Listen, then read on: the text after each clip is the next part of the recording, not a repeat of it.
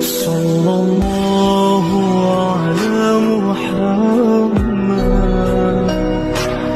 صلى الله عليه وسلم।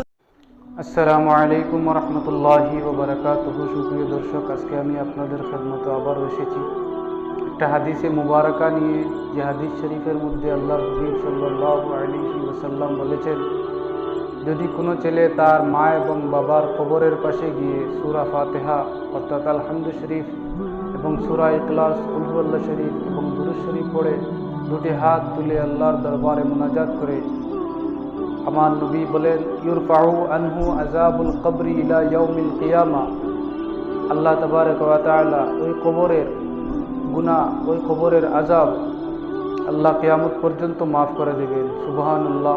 আমরা যেন যাদের মা বাবা দুনিয়া থেকে বিদায় হয়ে গিয়েছেন তাদের জন্য আমরা দোয়া করতে পারি, এরকম কবরের পাশে গিয়ে মুনাজাত করতে পারি তাদের জন্য।